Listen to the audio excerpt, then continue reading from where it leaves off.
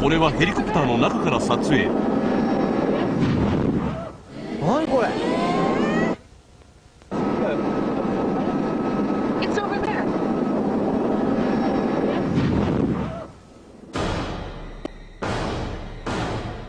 ビルの間から突然 UFO が猛スピードで飛び出してきた。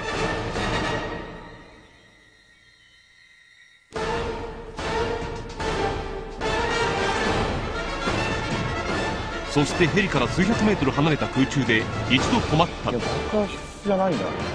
近づいて。次の瞬間、ヘリコプターに急接近。そして向きを変え上空に去っていった。大事故になりかねない UFO の大接近。超スローでもう一度見てもらいたい。空中に浮かぶ UFO が一瞬にしてヘリに接近。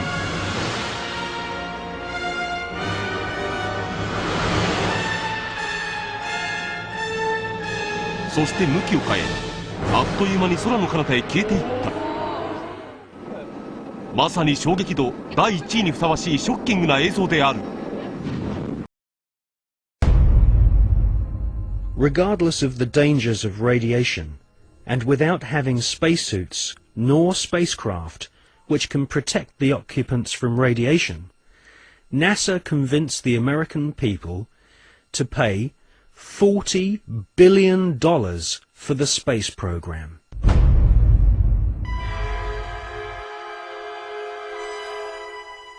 The most lethal forms of radiation, of course, are at the higher end of the spectrum. That's gamma rays and X-rays. We know what ultraviolet can do. If you stay out too long in the sun, you get sunburn and skin cancer and die, and it's all very sad. But gamma rays, and X-rays especially, are particularly lethal to humans, unprotected humans. There was no protection that I have been able to identify. I've found no reference to it. I found nothing that will tell me what level of protection is offered, so I have to assume none was. I've contacted the manufacturers of the spacesuits, and they said there was no radiation protection built into the spacesuits, because I asked them if these same spacesuits could be used by technicians to go to Chernobyl or 3 Mile Island, because the nuclear reactors produce the same radiation as produced in space. They said no, not advisable, no protection. Ex-Nazis were now in charge of vast amounts of tax dollars. In today's value, the Nazis at the heart of the NASA space program were given more than $600 billion. All NASA had to do was announce a new space project, and the money was handed over so that the American government could save face in the Cold War. Alan Shepard and John Glenn were blasted into space using equipment which was still in the prototype stage. John Glenn reports UFOs to Mission Control, which he describes as looking like fireflies, similar to the Foo Fighters reported by pilots during World War II. Werner von Braun and Hermann Oberth were later to confess that they both believe alien life forms exist and may have already visited planet Earth in the past. NASA soon learned that we are not alone in the universe.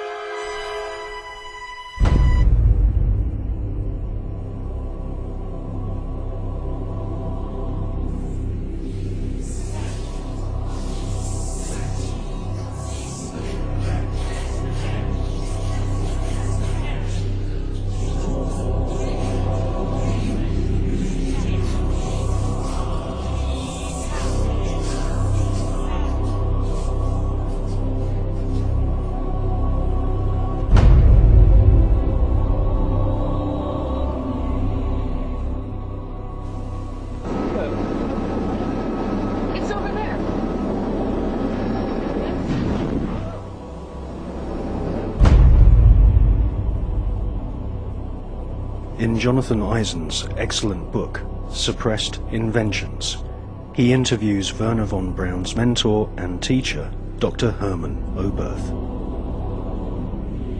Dr. Oberth makes it quite clear that he has studied the aeronautic performance of UFOs.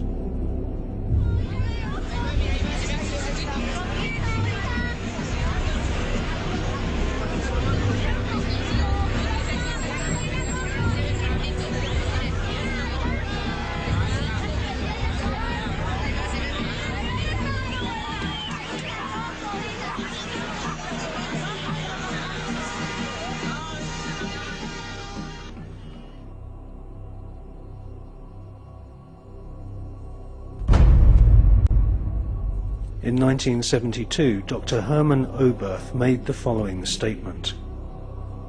Today, we cannot produce machines that fly the same as UFOs do. They are flying by means of artificial fields of gravity.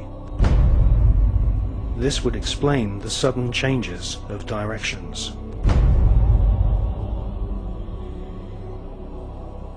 This hypothesis would also explain the piling up of these disks into a cylindrical or cigar-shaped mothership upon leaving the Earth, because it is in this fashion that only one field of gravity would be required for all the flying saucers.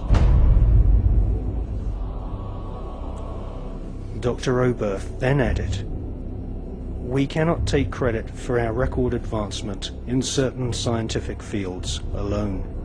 We have been helped, and we have been helped by the people of other worlds."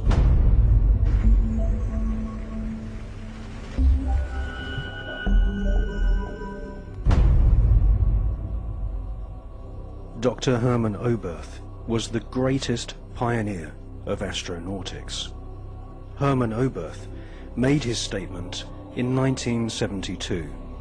Almost 20 years later, in 1991, amateur footage of UFOs stacked up in a cylindrical formation was filmed in Mexico City.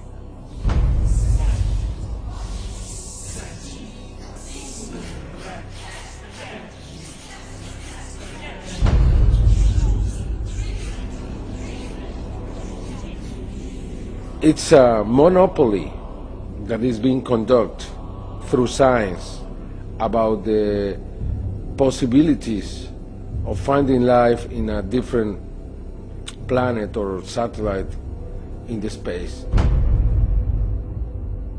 We have many other reasons to believe that NASA has been lying in every respect. It's very difficult to know if the politicians know the real truth or not. We know that there is government inside the government.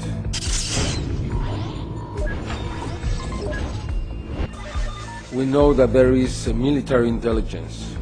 We know that in America, after the Manhattan Project was created, that group subsists. And that group was the one who handled the Roswell crash, the Socorro crash, and others. Are you talking about Majestic 12? Yeah, probably it's a different name now. Now it's not Majestic 12, now it's something else. I'm here to discuss the so-called flying saucers. The Air Force interest in this problem has been due to our feeling of an obligation to identify and analyze to the best of our ability anything in the air that may have the possibility of threat or menace to the United States. In pursuit of this obligation, since 1947, we have received and analyzed between 1,000 and 2,000 reports. It's very difficult to know if Bush and Blair and others are puppets, or they are innocent, or they are the mastermind.